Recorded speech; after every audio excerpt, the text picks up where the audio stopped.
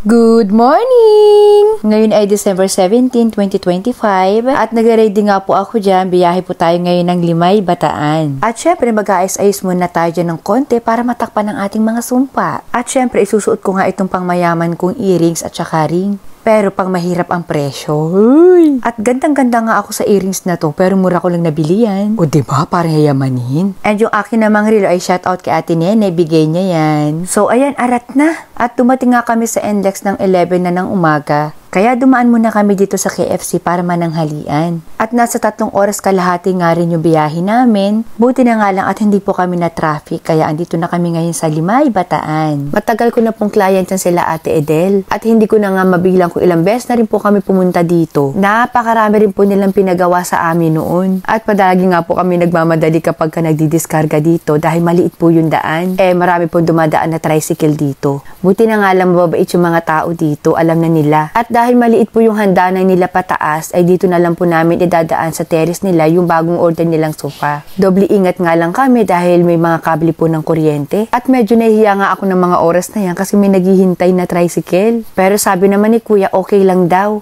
Ipapasok nga rin po sana namin yung sasakyan sa loob, kaya lang po hindi po pwede dahil natama po yung top load namin sa gate nila or doon sa may bika. Kaya ang gagawin namin, itatanggalin muna yung mga top load at saka ulit papapasok yung sasakyan. Yun po kasi ang pagpapatungan ng sofa para may akit sa terrace. Buti na nga lang at mahangin na mga oras na yan. Ang sarap kayong tumambay dito. Mapuno po kasi dito at wala pa sila halos kapitbahay. At malapit na nga rin po umuwi sila Ate Edel and Kuya. Kaya gusto talaga nila kompleto na yung mga gamit nila. Kagaya po ng mga iba kong client, madali lang din po kasi ang bakasyon nila dito.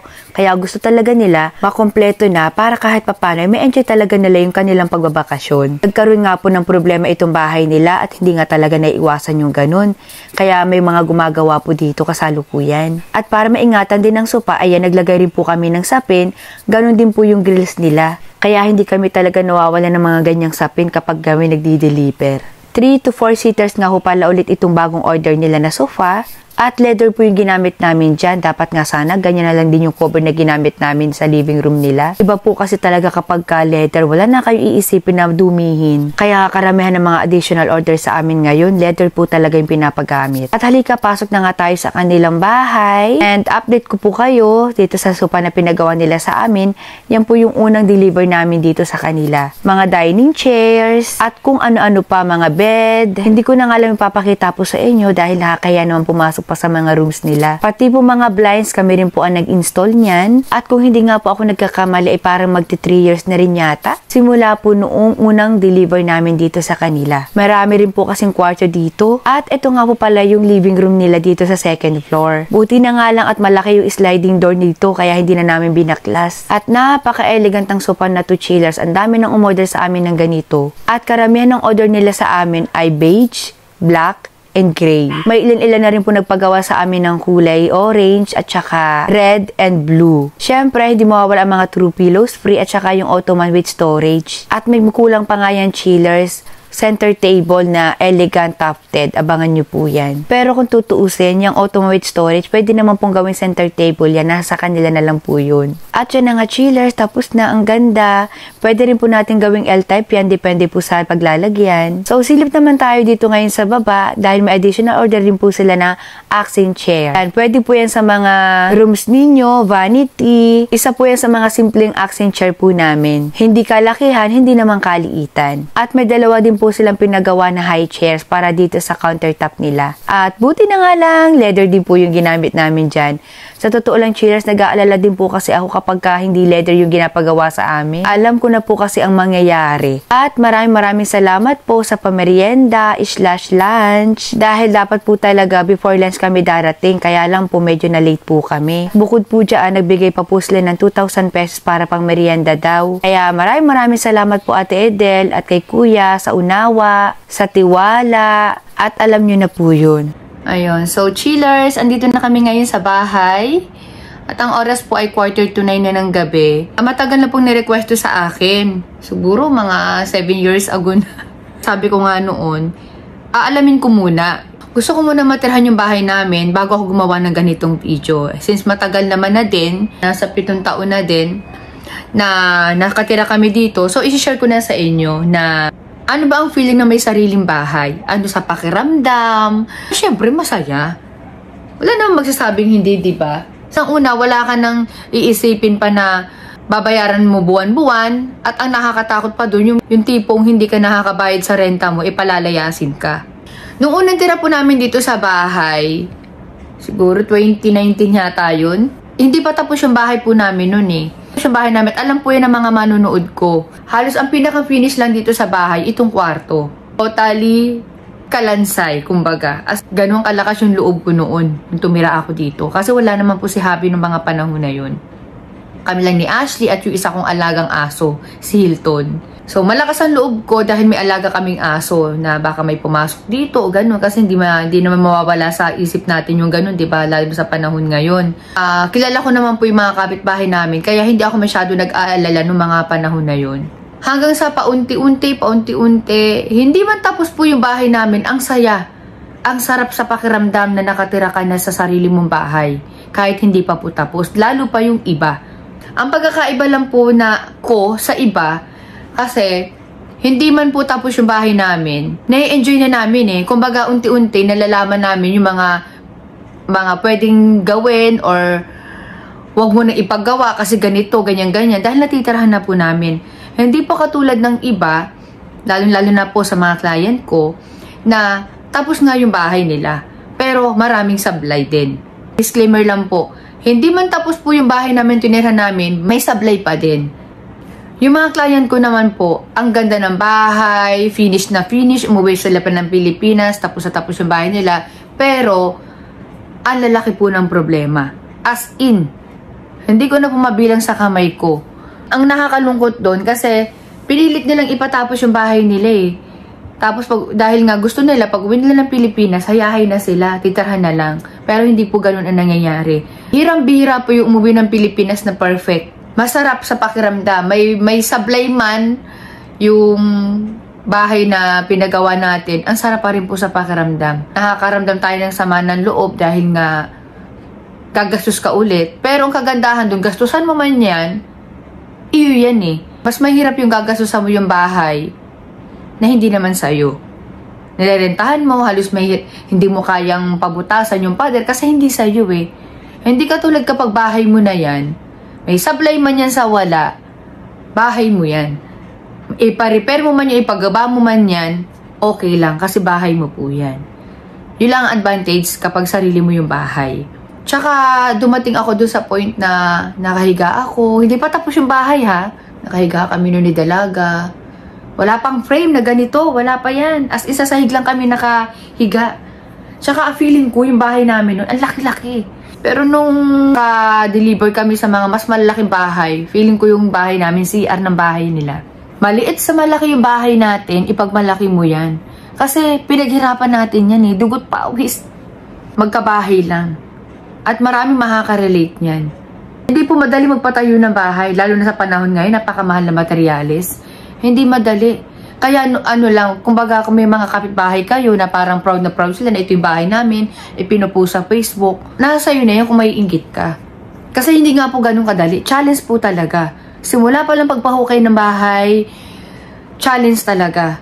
Alam mo yung lupa yung nakikita mo, pero yung kaltas doon sa budget o doon sa pera mo, parang pinapalabi. Ganun katindi ang challenge. Kaya kung mahina-hina ang loob mo, kakabahan ka talaga. Yung iba nga renovation lang eh. Ano ba yan? Sobrang gastos naman. Naku be. Wala pa yan sa dinanas ng mga mas malalaking nagpapagawa ng bahay. Lalo na ako chillers, hindi man ganun kalaki ang bahay namin.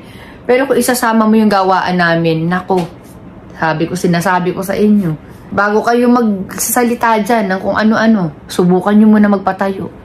Pero ako may advice ko lang, ulit-ulit ko sinasabi sa vlog ko na kung magpapatayo po kayo ng bahay, yung kaya nyo lang. Kapag hindi na kaya, stop. Lalo kapag maapektuhan po yung business ninyo. Kasi lalo lang po kayong dadapa. Marami kasing ganyan, ipinipilit na ipatayo yung bahay, wala ng budget, andyan na yung maglo-loan, mangungutang, kung ano-ano na. Naku, B. Yan ang hindi ko ginawa. Yung mangungutang ako, tas ilalagay ko sa bahay ko, hindi. Pwede pa siguro yung mangungutang ako. Ano ba hinahanap ko? Yung remote. Kasi ang kinawit lang. Dali. tulog po kasi ang pera sa bahay. Kalmahan nyo lang. Huwag kayong magmadali. Huwag yung pansinin yung mga sinasabi ng mga kapitbahay nyo na marites, na hanggang ngayon marites pa din. Diba? Pansinin nyo, kayo, nakapagpatayo na kayo ng bahay, tapos yung nagmamarites sa inyo, ganun pa rin yung buhay. Andun pa din sa kalye. Tuwing umaga, walang iba kundi ganun pa rin yung buhay niya. Ano pa ba ang pakiramdam na may sariling bahay? Para kang minsan walang kapitbahay, ganun. Hindi ko nilalahat ha. Based sa experience ng mga nakakausap ko din, parang walang nakikita yung kapitbahay mo. Basama ka sa kapitbahay mo, ganun. Wala ka namang ginagawang masama, pero parang ang sama-sama mo sa kanila. Parang kalaban kanila. Ganun.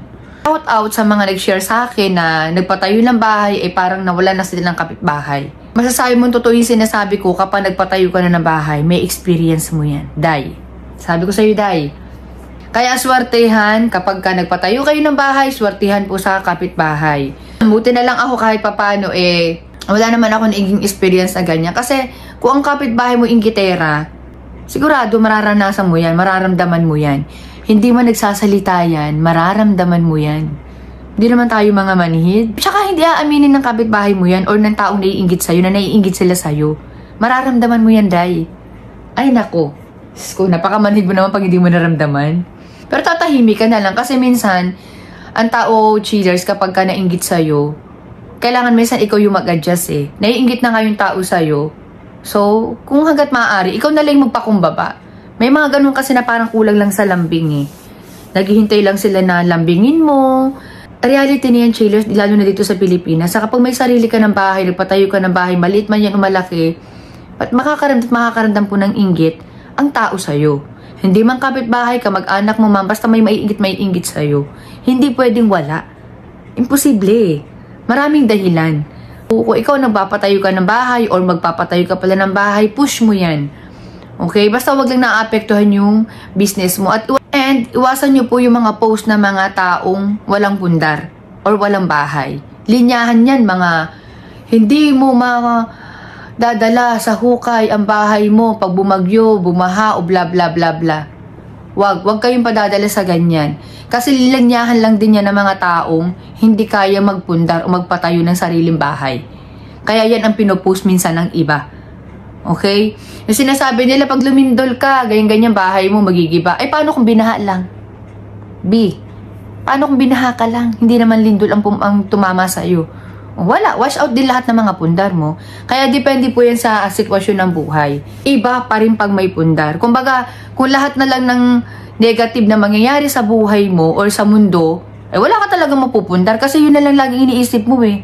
Maiksi lang ang buhay ng tao, magpapakasaya na lang ako, ganyan, ay wala talagang maipupundar. Magpapakasarap ka na lang. Huwag kang titigil. At karamihan naman po talaga sa mga manunood ko or sa mundo, kaya naghahanap buhay or kaya talaga iba nga halos nagpapakatanda na sa ibang bansa, makapundar lang po ng bahay at lupa. Isa yan sa mga dahilan kung bakit po tayo ay nagpapakatigok na halos sa hanap buhay, ang makapagpundar.